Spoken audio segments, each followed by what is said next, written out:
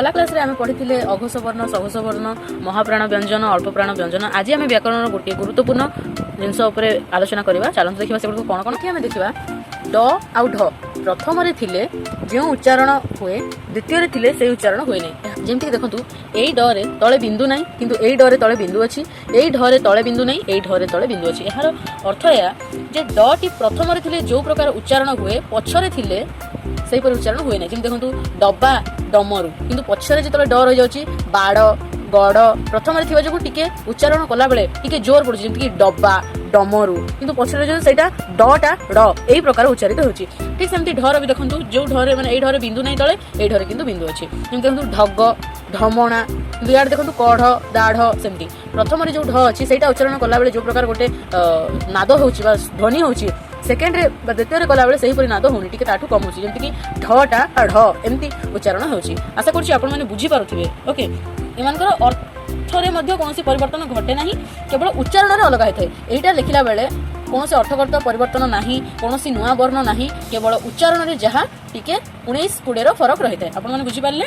Next जिबा आ गोटे जरूरी कथा किछि जण लिखिला बेले च तळे बिंदु देकी लिखंती किंतु च तळे अध बिंदु दिया जाय नाही। कोनोसी भी आपनकर व्याकरण रे च तळे बिंदु दिया जाय नाही। ओके आपण ध्यान रखिबे च तळे केबे भी अध बिंदु नाही।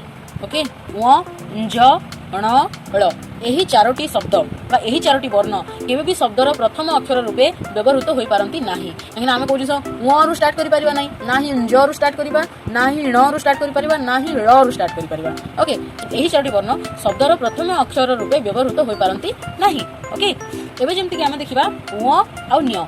ओके व आउ न्यर व्यवहार केतोटी शब्द रे मात्र सीमित होई रहि जायछि माने व आउ न्य को नै बेसी शब्द बिल्कुल भी नाही। जेमति देखंतु व रो आमे व्यवहार करि परिबा आकांक्षा आउ न्य रो आमे व्यवहार करि परिबा नज्ञात पुरुष। ओके एही वर्णमाला रे थिबा एही दुईटी वर्ण रो आउ स्वतंत्र उच्चारण नाही। ओके नेक्स्ट जिबा एबे जेमति देखंतु णटी उच्चारण बेले न होई थाए। जेमति कि देखंतु कारुण्यटा आमे कारुण्य कहू तंटी आमे तंटी कहू तो णटा न भाव रे उच्चारित होई थाए। ओके सेमति व न्य ण न म वर्गर पंचम वर्ण अंशुआर चंद्रबिंदु एही वर्ण गुडी को अनुनासिक वर्ण कहंती कारण उभय मुखगह्वर और नासिका साहाय्य माने उच्चारित होइतांती। ओके एबे जेमति देखंतु न आउ म एही वर्ण द अनुनासिक अटंती मात्र जदि एही वर्ण दुईटी शब्दर आद्य भाग रे रहिले ताहाले से माने अनुनासिक होई नथांती। जेमति देखंतु एबे मनकर मु लेखिली जन एठी नटी होची अनुनासिक किंतु जदि मु एबे लेखिबी नजर।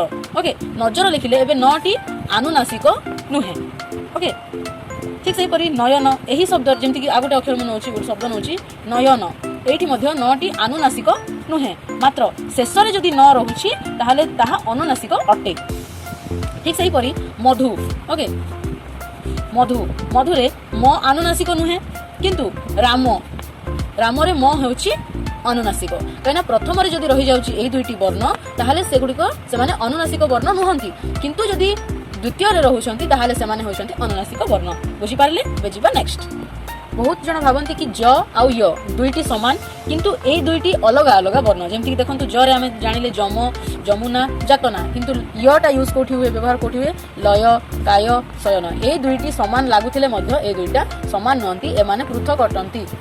ओके एवं एमानकर उच्चारण मध्ये भिन्न भिन्न गोटे ज उच्चारित होला गोटे य उच्चारित होची एही जिंस गुडी को आपण ध्यान रखिबे एगुडी को बहुत शॉर्ट क्वेश्चन रे आसे एबे जिबा नेक्स्ट। ठीक सही परी ल आउ ल मध्ये भिन्न भिन्न हमकु दुईटा समान लागुथिले मध्ये ए वर्णर उच्चारण अलग अलग जेमति एटा देखंतु सकाळ देउळ फळ सेमति लंब लेउटिया काल ए दुईटी समान लागुथिले भी केबे भी समान नहंती ए दुईटी पृथक वर्ण अटंती। ओके एगुडे उच्चारण रे और लिखित रूप रे मध्ये उच्चारण कला बेले मध्ये एवं लेखिला बेले मध्ये ए दुईटी दुईंक ठारू अलगा। ओके एबे जिबा नेक्स्ट जेमति कि आमे वर्णमाला रे गोटे वर्ण पाइथाउ व एई वटा अवर्ग्य ब जगह रे नूतन लिपि रे व्यवहार करा जाउची। अवर्ग्य ब जो थिला हमर ता जगह रे बे व रो व्यवहार होची विशेषतः केतेक देशी विदेशी शब्द रो लेखा पई एहार अत्यावश्यकता रहिछि नहले यार सेमति किछि आवश्यक नाही। देशी विदेशी लेखा गुडी को पई एहार आवश्यकता रहिछि जेमति कि देखंतु हावा वारेंट रेलवे वाच वाटर एही सब विदेशी शब्द रो लेखा पई व रो व्यवहार करा जाउची। ओके एबे देखिबा नेक्स्ट विसर्ग ओडिया भाषा रे विसर्गर ओडिया भाषा रे स्वतंत्र उच्चारण नाही विसर्ग युक्त केतेक शब्द थिले मध्ये उच्चारण रे विसर्गर परिप्रकाश घटे नाही जेमति कि सब शब्द रे विसर्गर परिप्रकाश होई नथाय जेमति देखंतु निश्वास एठी न पाखरे विसर्ग लागिछि किंतु आमे ताको निश्वास पढि परिबानी केबे भी आमे ताको केवल साधारे पढिबा निश्वास ओके एमति हिसाब रे केतोटी स्थान रे विसर्ग लागिथिले मध्ये तार उच्चारण होय नाही एबे आमे एटा जदि निश्वास पढिबा सेटा केबे भी ठीक न तेनु याको निश्वास बोली आमे पढिबा जेमति केबे देखंतु आ गुटे वर्ड मन होछि